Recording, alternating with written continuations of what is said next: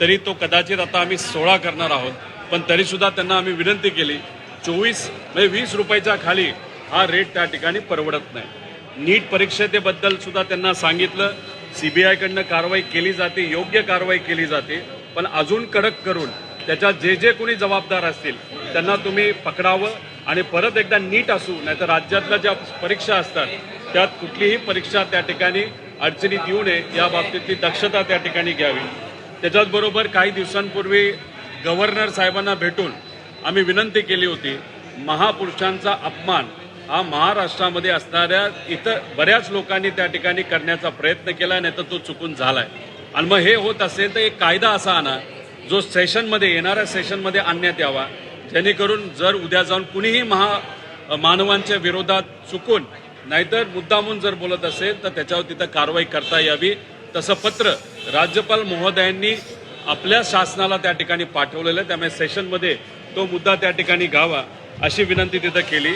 आणि शेवट या अधिवेशनामध्ये शक्ती कायदा हा लागू व्हावा आणि एक बिल महिलांच्या सुरक्षतेबद्दल, लहान मुलींच्या सुरक्षतेबद्दलचं शक्ती कायद्यासारखं बिल जे अनिल देशमुख साहेबांनी महाविकास आघाडीच्या काळामध्ये हे मांडलं होतं, पास झालं होतं, पण केंद्रात ते परत पाठवण्यात आलं, केंद्रापासून ते परत एकदा सेशनमध्ये यावं अशी एक विनंती त्या ठिकाणी केली।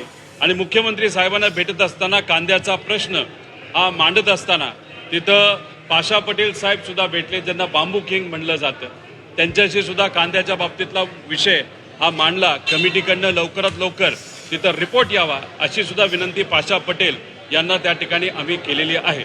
धन्यवाद।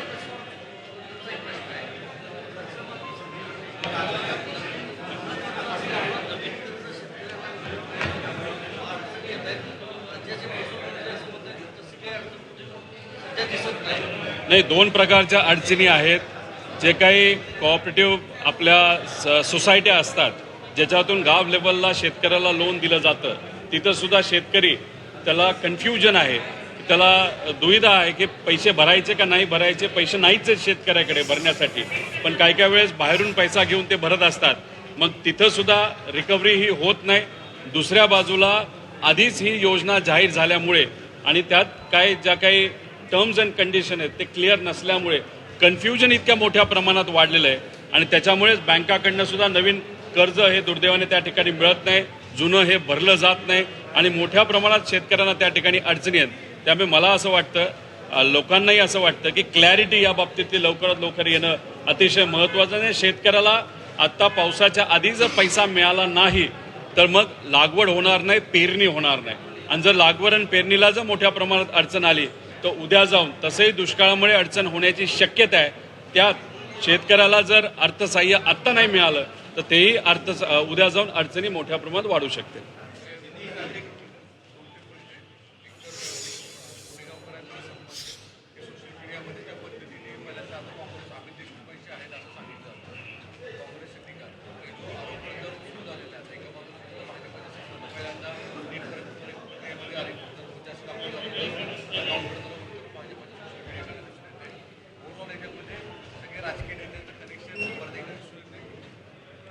कसं असतं की एखादा व्यावसायिक असेल, ज्याची सत्ता त्याच्याबरोबर तो फोटो काढतो, कार्यक्रमाला ते बोलवतात।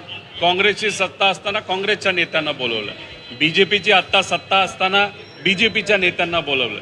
त्यामुळे लातूरच्या बाबतीत आम्ही सुद्धा राजकारण करू शकलो असतो, पण फक्त राजकारण करण्यासाठी राजकारण हे करायचं नसतं। त्यामुळे हे जे व्यावसायिक असतात ते त्यांच्या लेवलला आपलं महत्त्व राहावं, आपल्या अडचणी सुटाव्यात या दृष्टिकोनातून सत्ताधारी लोकांच्या जवळ ते असतात। त्यामुळे CBI ज्या पद्धतीने कारवाई करते ती योग्यच कारवाई करते। जो कुणी जबाबदार असेल तो कुठल्याही पक्षाचा असेल त्याच्यावर कारवाई ही झालीच पाहिजे आणि नीट असू परीक्षा। नाहीतर राज्यात इतर जे काही तलाठी भरतीपासून पोलीस भरतीपर्यंतच्या परीक्षा असतात त्याच्यामध्ये सुद्धा कडक कायदा हा आणलाय आम्ही विनंती केल्यानंतर, पण त्याच्यामध्ये सुद्धा बदल करण्याची जरूरत आहे। अजून कडक कायदा करून अशा पद्धतीने पेपर फुटले आणि त्याच्यामुळे सामान्य लोकांना अडचण येते असं होऊ नये याची दक्षता सरकारकडनं त्या ठिकाणी घेण्यात यावी।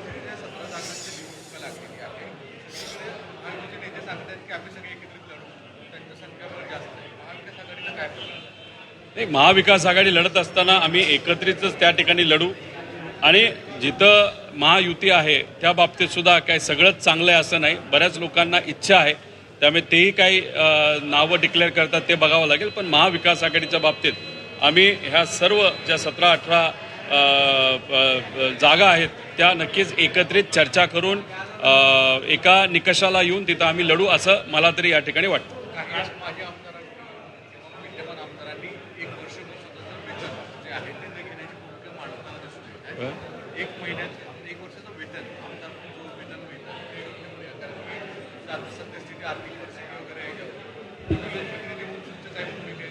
हे बघा, आमदारांचा निधी पगाराचा आता कमी करायचं तर कमी करा, पण असे छोट्या छोट्या गोष्टी करून अडचणी सुटणार नाहीत.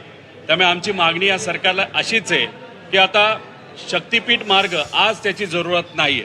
1,00,000 कोटी रुपये तिथं खर्च करण्यापेक्षा आणि जी आपली मेट्रो रेल आहे, जी आपली बुलेट ट्रेन आहे, त्यात सुद्धा आता थोडासा खर्च कमी करून वर्षभर थोडंसं थांबवावं. त्यामुळे खर्च जर सरकारला कमी करायचा असेल तर असाच खर्च जर कमी केला तर काय हरकत आहे. आता एका बाजूला पैसे नाहीत असं म्हणतात आणि दुसऱ्या बाजूला VSRला अजितदादा गेल्यानंतर 150 कोटी रुपये तुम्ही तिथं देता आणि आमदारांचं ते कुठेतरी 2-2 लाख रुपये तुम्ही वाचवण्याचा विषय घेता. असं होत नसतं. खर्च कमी करायचा असेल तर तो मोठाच खर्च तिथं कमी करावा लागेल आणि कुठेही सामान्य लोकांना झळ पोचणार नाही. ही जबाबदारी जे या राज्याचे पालकत्व घेणारं सरकार आहे, नाही तर देशाचं पालकत्व घेणारं सरकार आहे, ती त्यांची पूर्णपणे जबाबदारी असते. ती